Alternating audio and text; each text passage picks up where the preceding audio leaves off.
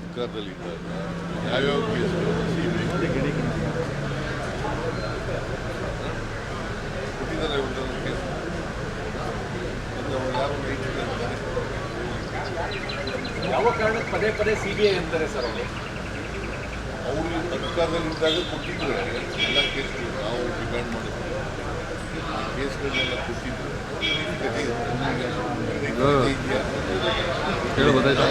Case ಕೊಟ್ಟಿದ್ದಾರೆ ನಾನು chief minister ಅನೇಕ ಕೇಸ್ಗಳಿಂದ ಸುಮಾರು 7-8 ಕೇಸ್ಗಳು CBI ಜಾರ್ಜ್ ಕೇಸ್ ಕೊಟ್ಟಿದ್ದಾರೆ, ಲಾಟರಿ ಕೇಸ್ ಕೊಟ್ಟಿದ್ದಾರೆ, ಸೌಜನ್ಯ ಕೇಸ್ ಕೊಟ್ಟಿದ್ದಾರೆ, ಉತ್ತರ ಕನ್ನಡ ಜಿಲ್ಲೆಗೆ ಕೊಟ್ಟಿದ್ದಾರೆ. ಯಾವ್ದು ಕೊಟ್ಟಿದ್ದಾರೆ? ಯಾವುದಾದ್ರು ಒಂದು ಕೇಸ್ ಜನಾಂದೋಲನ ಮಾಡ್ತೀವಿ ಅದೇ ಕೇಸ್ ಇಟ್ಕೊಂಡು ಇಡೀ ರಾಜ್ಯಾದ್ಯಂತ ಮಾಡಲಿ. ಅವರು ಈಗ ಆಂದೋಲನ ಮಾಡಲಿಕ್ಕೆ ಅವ್ರ ಪಾರ್ಟಿಗೆ ಸೇರುತ್ತೆ. ವಿರೋಧ ಪಕ್ಷದಲ್ಲಿರುವಾಗ ಏನು ಆಂದೋಲನಗಳು ಮಾಡ್ತಾರೆ, ಏನು ಚಳುವಳಿಗಳು ಮಾಡ್ತಾರೆ, ಏನು ಪ್ರತಿಭಟನೆ ಮಾಡ್ತಾರೆ, ಅವ್ರಿಗೆ ಸೇರುತ್ತೆ. ಅವರು ನಾವು ಏನು ಉತ್ತರ ಕೊಡಬೇಕು ಅದನ್ನು ಕೊಡ್ತೀವಿ. ನಿನ್ನೆ ಕಾಂಗ್ರೆಸ್ನ ಎಲ್ಲ ನಾಯಕರ ಮೇಲೆ ಏಕವಚನದಲ್ಲಿ ಮಾತಾಡಿದ್ದಾರೆ ರೆಡ್ಡಿ ಅವರು, ಶ್ರೀರಾಮುಲು ಅವರು ವಾಗ್ದಾಳಿಗಳನ್ನು. ಈಗ ಅವ್ರಿಗೆ ಸಂಸ್ಕೃತಿ ಇಲ್ಲ ಅನ್ನೋದು ಭಾಳ ಸ್ಪಷ್ಟವಾಗಿ ಗೊತ್ತಾಗುತ್ತೆ. BJP ಅವರಿಗೆ ಸಂಸ್ಕೃತಿ ಇಲ್ಲ. ಹಾಗಾದರೆ ಜನಾರ್ದನ್ ರೆಡ್ಡಿಗೆ ಬಳ್ಳಾರಿ ಬರಬೇಡ ಅಂತ ಯಾಕೆ ಮಾಡಿದರು?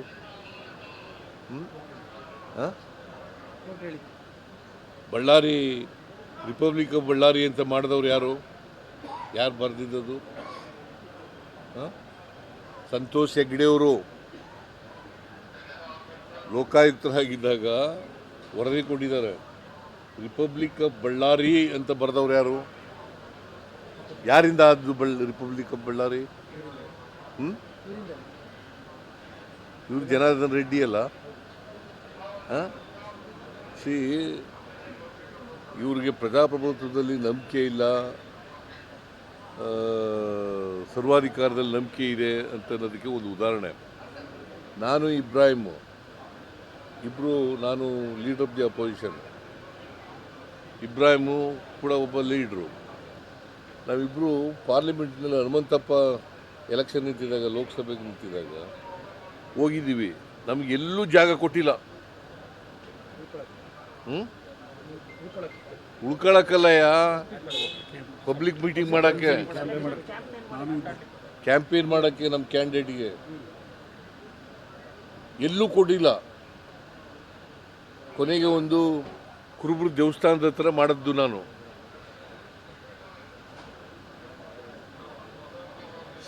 ಅವ್ರಿಗೆ ಪ್ರಜಾಪ್ರಭುತ್ವದಲ್ಲಿ ನಂಬಿಕೆ ಇಲ್ಲ, ಸಂಸದೀಯ ವ್ಯವಸ್ಥೆಯಲ್ಲಿ ನಂಬಿಕೆ ಇಲ್ಲ, ಸಂಸ್ಕೃತಿ ಸರಿ ಇಲ್ಲ. ಅವ್ರಿಗೆ ಗೂಂಡಾಗಿರಿ ಮಾಡ್ತಾ ಇದ್ದವರು ಅವರು. ಅವರಿಂದ ನಾವು ಪಾಠ ಕಲಿಬೇಕಾ? ರಿಪಬ್ಲಿಕನ್ ಕಾಂಗ್ರೆಸ್ ಮಾಡಿದ್ದಾರೆ ಅಂತಾರೆ. ರಿಪಬ್ಲಿಕನ್ ಆಫ್ ಕರ್ನಾಟಕ ಮಾಡ್ಕೊಂಡಿದ್ದಾರೆ ಕಾಂಗ್ರೆಸ್. ನಾವು ಕಾಂಗ್ರೆಸ್ ಪಕ್ಷ ಯಾವಾಗಲೂ ಕೂಡ ಪ್ರಜಾಪ್ರಭುತ್ವದಲ್ಲಿ ನಂಬಿಕೆ ಇಟ್ಕೊಂಡಿರ್ತಕ್ಕಂಥವ್ರು, ಸಂವಿಧಾನದಲ್ಲಿ ನಂಬಿಕೆ ಇಟ್ಕೊಂಡಿರ್ತಕ್ಕಂಥವ್ರು, ಗೊತ್ತಾಯ್ತಾ? ಸಂವಿಧಾನದ ಆಶಯಗಳಲ್ಲಿ ನಂಬಿಕೆ ಇಟ್ಕೊಂಡಿರ್ತಕ್ಕಂಥವ್ರು, ಸಂವಿಧಾನ ಜಾರಿ ಮಾಡಬೇಕು ಅಂತ ಇರ್ತಕ್ಕಂಥವ್ರು. ರಾಜಕೀಯ ಉದ್ದೇಶ, ರಾಜಕೀಯ ಲಾಭಕ್ಕೋಸ್ಕರ ಈ ಥರ ಮಾಡ್ತಾ ಇದ್ದಾರೆ ಸಮಾವೇಶ ಅಂತ ಅನ್ಸುತ್ತಲ್ಲ. ಬೇರೆ ಇನ್ನೇನಿದೆ? ರಾಜಕೀಯ ಉದ್ದೇಶ ಬಿಟ್ಟರೆ ಇನ್ನೇನಿದೆಪ್ಪ?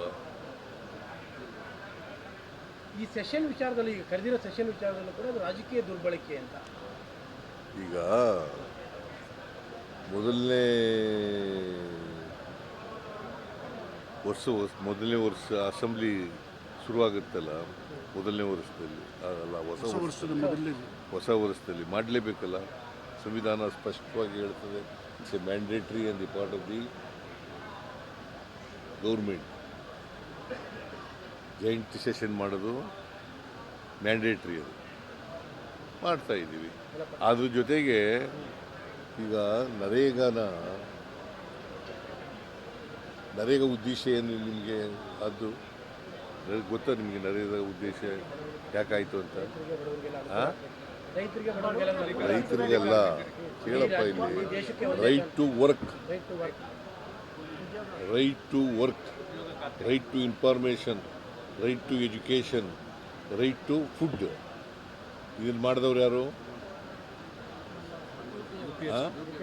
You P A government Manmohan ಸಿಂಗ್ರವರು ಪ್ರಧಾನಮಂತ್ರಿ ಆಗಿರುವಾಗ ಮಾಡಿದ್ದು. ಅದನ್ನು ಹಾಳು ಮಾಡೋಕೆ ಹೊರಟಿದ್ದಾರೆ. ಅದಕ್ಕೋಸ್ಕರ ವಿಶೇಷ ಅಧಿವೇಶನ ಕರೆದು ಅದನ್ನು ಖಂಡಿಸಿ ಮತ್ತೆ ಮನ್ರೇಗನ ರೆಸ್ಟೋರ್ ಮಾಡಬೇಕು. ಈಗ ತಂದಿರತಕ್ಕಂಥ ಕಾಯ್ದೆ ಇದೆಯಲ್ಲ ಎಂಥದ್ದು VBG ರಾಮ್ಜಿ ನೀವೊಬ್ಬರೇ ಕರೆಕ್ಟಾಗಿ ಹೇಳ್ತಾ ಇರೋದು. ನೀವೊಬ್ಬರೇ ಕರೆಕ್ಟಾಗಿ ಹೇಳ್ತಾ ಇರೋದು. VBG ರಾಮ್ಜಿ ಗೊತ್ತಾದ್ರ ಅರ್ಥ?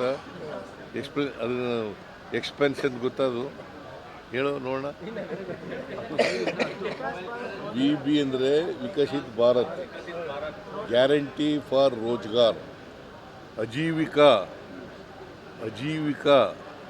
Mission Gramin.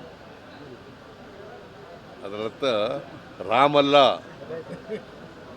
Rozgar, guarantee for Rozgar, Ajeevika mission Gramin ಅಂತ ಅದರ ಅರ್ಥ. ಮೊನ್ನೆ ಡಾಕ್ಟರ್ ಡೀಟೇಲ್ ಪ್ರೆಸ್ ಮೀಟ್ ಮಾಡಿದ್ರು.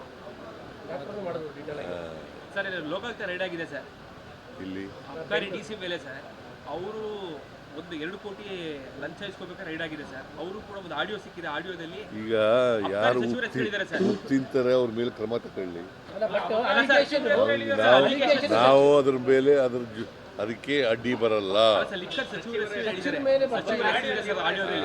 ಸಚಿವರ ಹೆಸರಿದೆ ಸರ್. ಅಬಕಾರಿ ಸಚಿವರ ಹೆಸರಿದೆ. ಅವರು ಕೊಡಬೇಕಾಗಿತ್ತು. ಗೊತ್ತಿಲ್ಲ ನನಗೆ ಗೊತ್ತಿಲ್ಲ. ಅಲ್ಲ BJP ಅಲಿಗೇಷನ್ ಅದ್ರ ಮೇಲೆ ಶುರುವಾಗಿದೆ ಈಗ. ಅಲ್ಲಿ ಭ್ರಷ್ಟಾಚಾರ ನಡೀತಾ ಇದೆ ಇಷ್ಟರ ಮಟ್ಟಿಗೆ. ಲಿಕ್ಕರ್ ಸಚಿವರು ಅದನ್ನ ಈಗ 40% ಕಮಿಷನ್ ತಗೋತಾರೆ ಅಂತ ಯಾರು ಹೇಳಿದ್ರು? ಕೆಂಪಣ್ಣ ಅಲ್ಲ ಮತ್ತೆ ಸರ್ ಸರ್